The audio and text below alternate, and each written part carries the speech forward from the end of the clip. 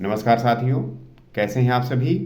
आशा करता हूं कि आप स्वस्थ होंगे, सुखी होंगे और प्रसन्न होंगे। श्री रामचरितमानस में आपका स्वागत है। हम श्री रामचरितमानस के माध्यम से राम के चरित्र का गुणगान करते हैं, उनको जानने का प्रयास करते हैं और उनका चरित्र अगर हम लोगों तक पहुंचा सकें, अपने भीतर उतार सकें, तो हमारा भी जीवन जो है सफल हो जाएगा। हमारा भी जीवन जो है वो उन गुणों से युक्त हो जाएगा जिसकी आवश्यकता है। तो आइए समझने का प्रयास करते हैं और जानते हैं कि गोस्वामी तुलसीदास जी ने किस प्रकार से राम के चरित्र का वर्णन किया है, जिसका पान कर कर हम अपने सारे पापों को नष्ट कर सकते हैं, सारे दोषों से जो है मुक्त होकर वो स्थिति प्राप्त कर सकते हैं जिसको पाने के लिए हर एक व्यक्ति उत्सुक रहता है, सदैव जो है ललायित रहता है और यही चाहता है कि राम की भक्ति मिल जाए तो मेरा भी जीवन जो है उद्धार हो जाएगा। तो आइए देखते हैं और समझते हैं कि गोस्वामी तुलसीदास जी क्या लिखते हैं और क्या समझाने का प्रयत्न कर रहे हैं। तो जैसा कि हमने पिछले एपिसोड में ये समझा कि सरयू नदी को कैसे जो है उन्होंने वर्णन किया और कैसे जो है राम कथा को उससे रिलेट किया। अब आगे जो है वो समझा रहे हैं कि कैसे जो हमारे मुनि लोग रहे हैं, ऋषिगण रहे हैं, उन्होंने इस कथा को कहा, सुना, समझाया, उसके बारे में चर्चा करेंगे। तो भरद्वाज मुन बसहि प्रयागा, तिनहि राम पद अति अनुरागा, तापस समदम दया निधाना, परमारथ पद परम सुजाना। भरद्वाज मुनि प्रयाग में बसते हैं। प्रयाग तो आप गए ही होंगे और हर व्यक्ति को जाना भी चाहिए, क्योंकि प्रयाग में वो बात है, प्रयाग में वो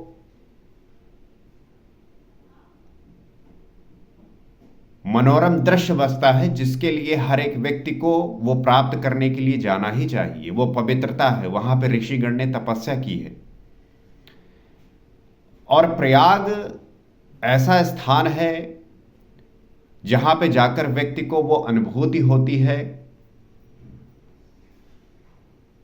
जिसे वो एक लंबे समय तक इंतजार कर रहा होता है। इसीलिए आप देखेंगे कुंभ होता है तो लाखों की भीड़ में जो है लोग इकट्ठे होते हैं और वहां का आनंद जो है प्राप्त करते हैं। इसीलिए जो है महान ऋषिगण मुनिगण वहां पर रहकर तपस्या की है। और जब कुंभ वगैरह होता है, ऐसे पर्व होते हैं, तो उन्हीं महान ऋषिगणों के दर्शन होते हैं और उनकी कृपा पात्र हम पे जब पड़ती है तो हम भी जो है अपने जीवन में सफल होते हैं और उन्हें सीख पाते हैं, समझ पाते हैं। क्योंकि सत्संग का होना अति आवश्यक है। आपके जीवन में सही सत्संग होगा तभी जो है आप अच्छे गुण को प्राप्त करेंगे। तो वही गोस्वामी तुलसीदास जी लिखते हैं, भरद्वाज मुन बसहि प्रयागा। भरद्वाज मुनि जो है प्रयाग में बसते हैं। तिनहि राम पद अति अनुरागा, उनका श्री राम जी के चरणों में अत्यंत प्रेम है। तो जो ऐसे स्थान में रहेगा उसका राम के प्रति जो प्रेम है वो अत्यंत ही प्रगाढ़ होगा, मजबूत होगा। क्योंकि वहां पे वैसे ही लोग होते हैं जो सदैव अपने सुर को लगाए रहते हैं राम के प्रति, चेतन स्वरूप के प्रति। वे तपस्वी, निग्रहिचित, जितेंद्रिय, दया की निधान और परमार्थ के मार्ग में बड़े ही चतुर हैं।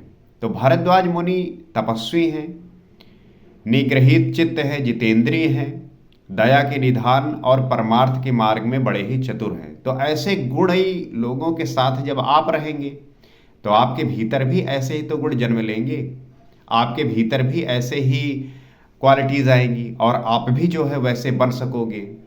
सो it is very important to know that how you try to become who you are. If you find that who you are, तो आपको जो पता चल जाए कि आप कौन हैं और आपको किसकी संगत चाहिए, आप किसके साथ होना चाहते हैं, तो जब आप उनके ऑरा में आते हैं, उनके साथ में आते हैं, तो आपके भीतर भी वो गुण आने प्रारंभ हो जाते हैं। तो तापस समदम दया निधाना परमारथ पथ परम सुजाना, वो गुणों के निधान है। माघ मकरगत रवि जब होई, तीरथ पतहि आव सब कोई, देव दनुज किन्नर नर श्रेणी, सादर मज्जहि सकल त्रिवेणी। माघ में जब सूर्य मकर राशि पर जाते हैं, आप पंडितों के बीच में ऐसे जो आप देखे होंगे गांव घर में शादी ब्याह बनाते हैं, पंचांग देखते हैं, शादी ब्याह करवाते हैं, जो ऐसे पंडित गण होते हैं, पुजारी होते हैं, वो ऐसी बातें करते हैं कि आजकल के समय में तो हर एक व्यक्ति जो है इंग्लिश कैलेंडर में बातें करता है। वो कहता है कि कौन सा महीना चल रहा है, तो बोलता है फरवरी चल रहा है। लेकिन जो पुराना महीना है, हमारी जो हिंदी कैलेंडर है, उसमें ये सारे महीनों का जो है जिक्र होता है। तो जैसे फरवरी का महीना है तो इसे हम फागुन का महीना कहते हैं। तो उस वही जिक्र कर रहे हैं कि माघ में जब सूर्य मकर राशि पर जाता है, ये राशि वगैरह के बारे में पुजारी लोग बहुत सारी बातें करते हैं, बताते हैं कि सूर्य कब किस राशि पे जो है जा रहा है।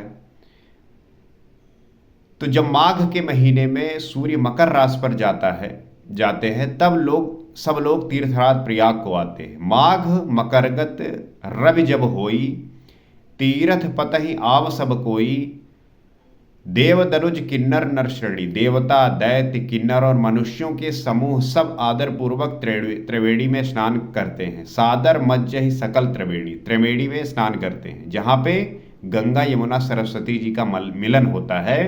वहाँ पे सभी लोग इकट्ठे होते हैं, चाहे वो देवता हो, दैत्य हो, किन्नर हो या मनुष्यों का समूह हो।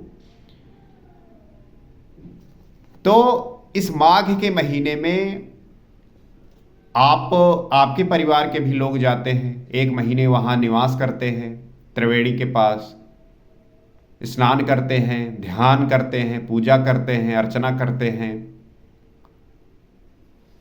तो आपके भी परिवार के लोग ऐसे गए होंगे या आपने सुना होगा। तो यहाँ पे गोस्वामी तुलसीदास जी वही जो है लिख रहे हैं। पूजहि माधव पद जल जाता, परस्य अखय बटु हर्ष ही गाता, भरद्वाज आश्रम अति पावन, परम रम्य मुनिबर मन भावन।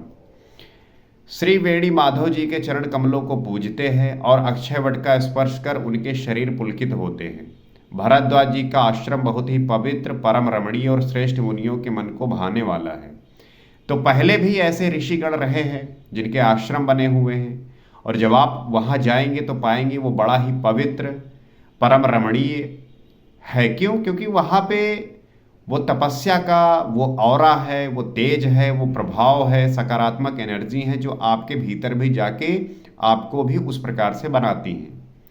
इसलिए हर एक व्यक्ति को वहाँ जाना चाहिए और जाकर वो महसूस करना चाहिए, वो समझना चाहिए, फील करना चाहिए।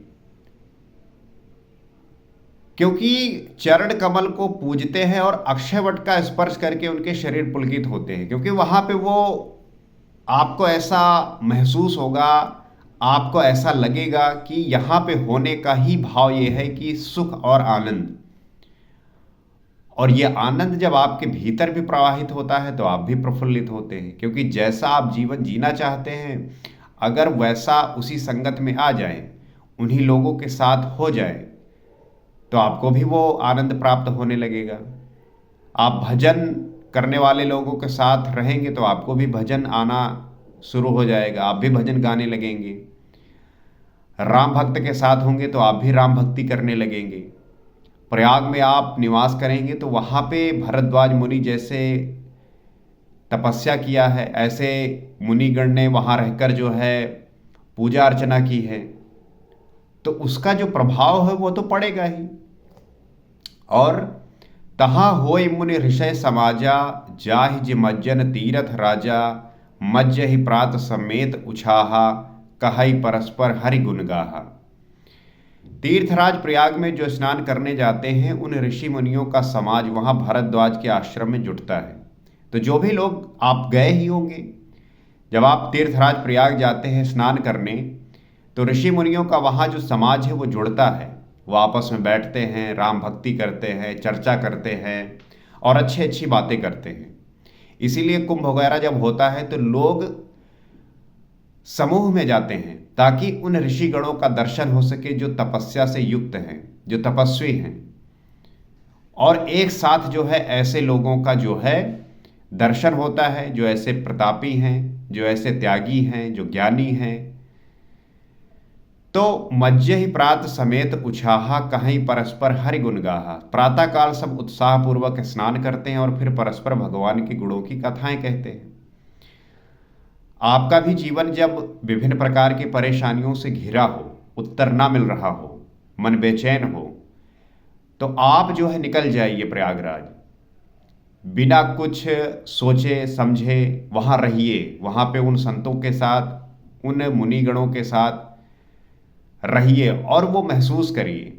आप पाएंगे कि कुछ ही दिन में आपके जो सारे दोष थे, सारे परेशानियां थी, संताप थे, वो सारे मिट जाते हैं और आपको आनंद का अनुभव होने लगता है।